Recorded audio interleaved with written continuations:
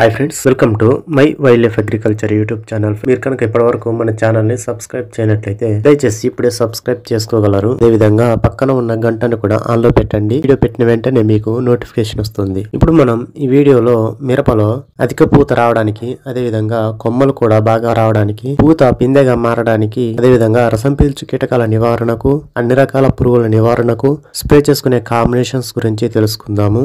ముందుగా చూసినట్టయితే ఎక్స్పోనస్ లేదా బొఫ్రియా, వీటిని స్ప్రే చేస్తూ వీటితో పాటుగా ఇందులో మిరాకులాన్, డవ్ ఆగ్రోసైన్స్ కు చెందినటువంటి మిరాకులాను కలిపి స్ప్రే చేసుకున్నట్లయితే ఎక్కువ ఫ్లవర్ రావడానికి అవకాశం ఉంటుంది.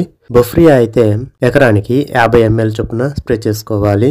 అదే ఎక్స్పోనస్ అయితే ఎకరానికి 34 ml చొప్పున కలిపి స్ప్రే చేసుకోవాలి.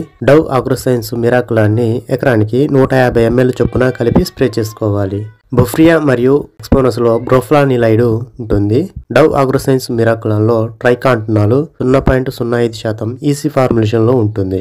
ఇక రెండవ కాంబినేషన్ చూసుకున్నట్లయితే గోద్రేజ్ కంపెనీకి చెందినటువంటి గ్రాసియా మరియు దీంతో పాటుగా కోరమండల్ ఇంటర్నేషనల్ కంపెనీకి చెందిన ఫ్యాంటాక్ ప్లస్, ఈ రెండింటిని కలిపి స్ప్రే చేసుకుంటే పూత నిలబడుతుంది, ఎక్కువ ఫ్లవర్ వస్తుంది.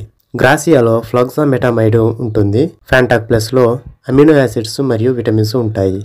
గ్రాసియాని ఎకరానికి 160 ml చొప్పున స్ప్రే చేసుకోవాలి. ఫ్యాంటాక్ ప్లస్ ని ఎకరానికి 250 ml చొప్పున కలిపి స్ప్రే చేసుకోవాల్సి ఉంటుంది. ఈ కాంబినేషన్స్ తడి ఉన్నప్పుడు మాత్రమే స్ప్రే చేయండి. ఎకరానికి వచ్చేసి 150 లీటర్ల వరకు ఉండే విధంగా మాత్రమే చూసుకోండి. ఎక్కువ వాటర్ లో డైల్యూషన్ చేసినా గానీ పనితనం అనేది తగ్గిపోవడం జరుగుతుంది. వీడియోలోని ఇన్ఫర్మేషన్ మీకు ఉపయోగపడుతుంది అనుకుంటే తోట రైతులకు షేర్ చేయగలరు. Thank you for watching this video. Thank you.